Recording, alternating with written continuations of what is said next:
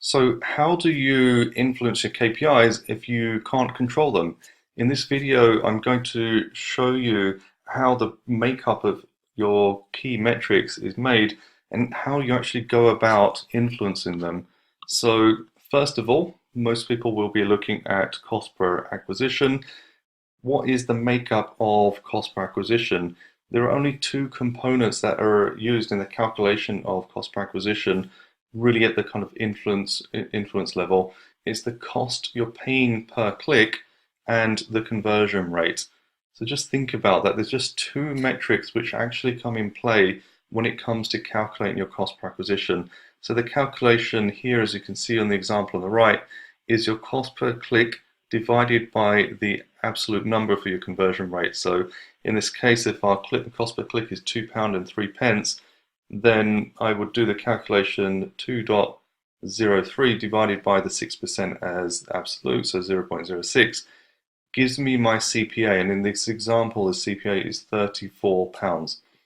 And when you kind of understand the core of these two metrics and how they come to play on your CPA, you can better understand how you can improve your cost per acquisition. And this is what it's all about, knowing how to actually go deeper and influence your cost per acquisition. So within this kind of equilibrium, we can try and drop our cost per click, we can try and increase our conversion rate, and ideally we want to do both of these at the same time. So what is the makeup of your cost per click? It's relevance score, it's the competition in the auction and competitors, it's your bidding strategy, it's the optimized pixel that you're using in your website conversion objective, for example. It's the audience size and whether you're reaching the bulk of people or if there's still lots of people to be reached. The frequency of your ads and how satisfied people are with your ads and how much they're interacting. The objective that you're actually playing with. So the cost per click for a page post engagement ad will generally always be cheaper than a website conversion ad. And also the campaign funnel and how you've actually built that out, going back to the funnel section of the training and thinking about, have I actually brought people through the journey or not as well. So that's just a kind of insight in influencing cost per click. And then you have conversion rate on the other side. So what influences that? One of the major influences is actually traffic quality. Now, the game isn't just about getting the lowest cost per click, it's getting the best value click that you can get. Best value means that you want the best customer at the best price. Sometimes you might get a higher cost per click, but the quality is better and therefore they convert better as well. So traffic quality plays a big part in your site conversion rate. Then it's things like the offer and the hook. What's in your ad that's going to entice them to go ahead and convert on your site. So if you're pushing a general product and it's more of a kind of, yeah, I'm going to have a look at this product out of interest, people click into your site, your product page is quite passive, it's not really trying to sell them or not doing a hard enough job to sell them, then you're going to struggle to convert as well. So the offer and hook starts in the ad and then it's carried through on your landing page as well. So a lot of people who run Shopify or a Magento site send traffic into a category page or a product page, and these systems are really limited in the way that they can present back a product and a proposition. Some of the best converting funnels take an ad to a landing page and actually expand out on the product or proposition and convert that prospect far better than a standard product page. And so when I'm doing e-com testing, if I have a product that's performing really well, and maybe we're testing it with a standard product page, once we know that the product is getting traction in our ads, then I will want to build out a dedicated landing page for that product or that range of products and work a lot harder on a sales page to get people to convert on that product, just absolutely focus in on that product and get them to transact as well. So that's really where the landing page comes in. And then your product conversion rate. So tracking how many people are converting from your product page and actually adding to cart is another big part of conversion rate optimization. In my 10, 15 years in marketing, I've spent a lot of time on analyzing conversion rate optimization. And one of the big mistakes people make here is to try and influence this big number. So if your site's converting at 6%, how do you get that to 7, 8, 9%? You look at the micro conversions through your funnel. So how do I get more people from my landing page to my product page to my cart page to going ahead and purchasing? And then within that, you go to your kind of really micro level conversions within the page itself. So how do I get someone who's visiting the page to scroll down, look at the key info, add the item to their basket, and then you start thinking about small tests that you can apply to influence that conversion rate. So, when you look at cost per acquisition and you want to influence that number, do understand that there's different strategies and tactics that come in play. So as a Facebook ads marketer, you absolutely need to know about conversion rate optimization, and you need to know how to get your cost per click down, or at least get the high quality customer. And especially if you're running an e-com store, if you're doing it yourself, it's actually a big burden to be able to do both. And there are tools out there, especially on the conversion rate optimization side. For example, Visual Website Optimizer, pretty quick tool to go and plug and play. It will allow you to do A/B testing on your site, or even with landing pages. There's tools like Unbounce, Lead Pages, Instapage, ClickFunnels that allow you to just create really quick landing pages and start testing those as well. Combining that with something like Visual Website Optimizer, you could take a single ad and then split that into 2 landing pages and see which one performs best. Or you can take 2 identical ads in your ad set and give them their own landing pages to test it that way as well. If you are going to take that route, then the best thing to do is to split your ad set in half. So you make a duplicate of your ad set and run one ad in one and run one ad in the other.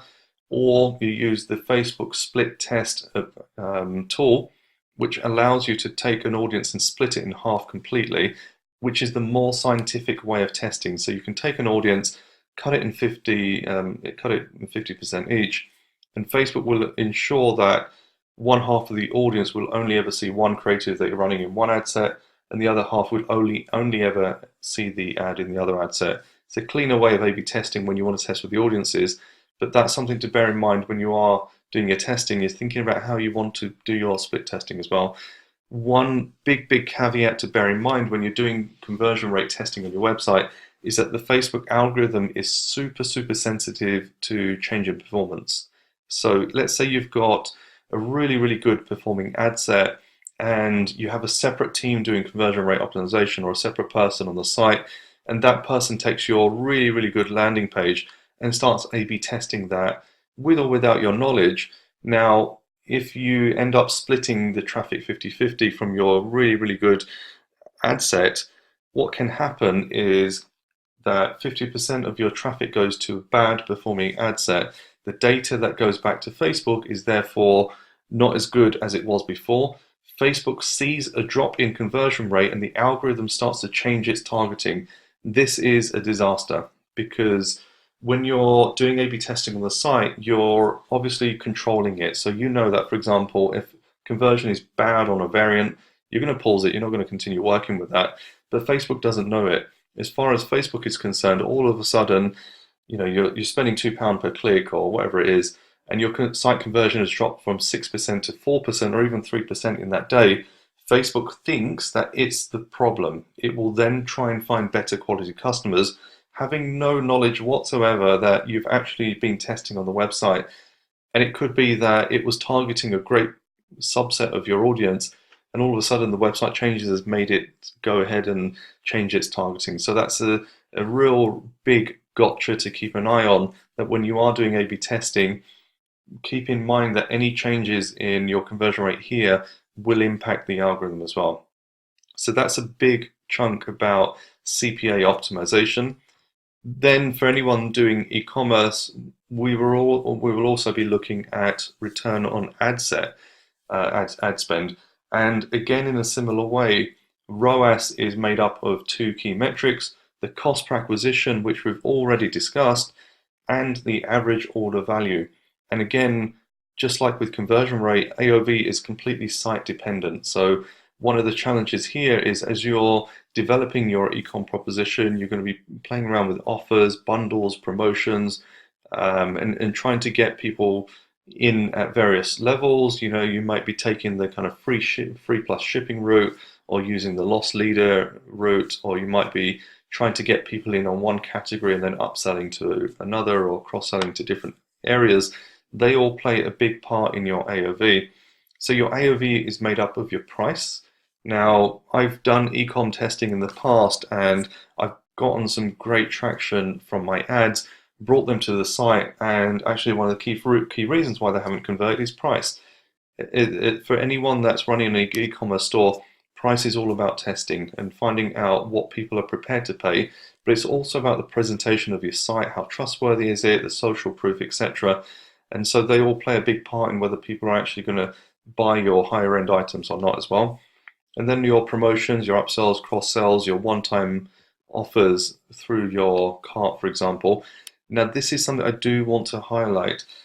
If you go back 2, 3, maybe even 4 years, the Facebook ecosystem was nowhere near competitive, and as an e-com advertiser, you were able to drive big profits from Facebook. So going back to 2014, for example, I would see 3, 4, 500% return on ad spends on cold audiences and going fairly broad and niche, and it was a great time to be on Facebook. Nowadays, with the rise in cost per thousand impressions, your CPM, the rise in the number of competitors, and also the rise in lots of kind of e-commerce and dropship and things like that, and the kind of challenge with Amazon and eBay, etc., it's made it even harder to get a high ROAS return from Facebook ads. And this is where I absolutely encourage people to look at post-purchase transactions to reduce your cost per acquisition and increase your return on ad spend. So there's a few different ways of doing this. For example, if you bring people in on a lower priced product into your purchase funnel, so they go ahead and purchase, let's say, a $10 item or a $15 item, you can then immediately offer them a kind of one-time special exclusive on your higher end product. Maybe it's a $50, $60, $70 item. Reduce it down to 25, maybe 30% off, and say, look, today only we have this special offer. If you're interested, you can buy it now and save X percent. If you can get the product and pitch and kind of relevance to that product right, it's a great opportunity to get a second sale in quickly, bulk up your average order value in that particular transaction, and make your Facebook acquisition activity work a lot harder as well. So if, for example, let's say our standard AOV is £40 and the cost per acquisition is £20, great, the return on ad spend is 200%. So if you think about average e-commerce margins and 50%, if our £40 cart cost £20 for us to actually purchase the cost of goods sold, it would mean that this isn't a profitable campaign for us. So that £20 to acquire that one customer is literally just broke even. So that's the cost of your goods, and the kind of advertising cost has gone into the rest of it. And in this kind of example, what you might want to do is have a look at how you can bulk up that value and get more out of that customer. So if after they've made this £40 purchase, there's another sell that you can make, even if it's less, so let's say it's a £20 on top, what you're then doing is having two purchases on that one acquisition, and your basket value has all of a sudden gone up to £60 on the same CPA. So now the profit is now increased. There's other ways to do upsells. There's been some studies on when the best times are to actually hit people up with the additional sell. So first of all, there's a peak in excitement that occurs when people purchase an item. So there's that kind of excitement of, great, I've now bought this item. Then there's the anticipation waiting for that item to arrive. When the item arrives and they've got it physically in their hand, that's another key excitement point. And if you can time your promotions right, that's a great point to capture them again. And also the kind of first 2 to 4 weeks after having that product as well. And then it dies out and the product becomes normal for them. So thinking about hitting them up, whether through Facebook ads or through email or even Messenger bot. A great example here is once someone has transacted with you on the website, to connect up your shipment information with your bot to get them opted into your bot. And that gives you another sales channel to hit them up with marketing as well, and to try and get them to make a subsequent purchase down the line. So then you have email, you have messenger bot. SMS is another option as well. So if you wanted to, again, offer them an SMS route for shipping notification, you can then use another channel to hit them up. SMS is not as responsive as messenger bots are right now, and especially when you're using messenger bots plus email to serve up your kind of marketing and upsell messages post-purchase, and then you can also follow them up with Facebook ads and really work on improving your ROAS based on acquiring one customer but multiple purchases. And really, for ecom to be successful, there are two ingredients of scaling to millions. Number one is lifetime value. The game within Facebook and e-commerce is not just about getting as much profit from that first sale as possible. It's getting as much profit from that one customer as possible. So if you get one purchase and you're breaking even because that average order value is £40, your profit is £20, and you're spending £20, then you're going to suffer with the e-com game. But if you're thinking about lifetime value, and let's say, for example, this customer purchases 3 times, even just 3 times in a year, and they spend £120 over a 12-month period, your cost per acquisition was £20, and therefore your profit continues to rise. And this is where you then start bringing in email and Facebook ads post-purchase to bulk up your lifetime value. The second part of a successful e-commerce and sustainable business through e-commerce is through branding. And branding actually is something which really starts right from the front to back. So from your ads, your landing page, your whole experience, your customer service. Don't discount how important customer service is to bulking up your lifetime value and getting people to buy back again. There's a reason Amazon place so much emphasis on customer service, because that's the thing that people remember when things are either going well or not, is how well you're making them feel. And the attachment with a brand and a product comes down to that feeling. How do they look after me? Do they make me feel important, etc.? And I know, for example, when you're scaling up with e-commerce, it can be quite easy to be overwhelmed with so many support questions and messages coming in. But put the investment in. It really is worth the time of treating your customers as friends and making them feel like you actually care about them, and you have their interests best in mind as well. So kind of quick recap, the focus here is your ultimate goal is to profit, but in order to profit, you need a good cost per acquisition and AOV. In order to get a good cost per acquisition, you need a good cost per click and conversion rate. And being clear that there are multiple strategies on improving all of those as well, it's important to be able to break down the key metrics into the smaller segments and being able to create an action plan off of those as well.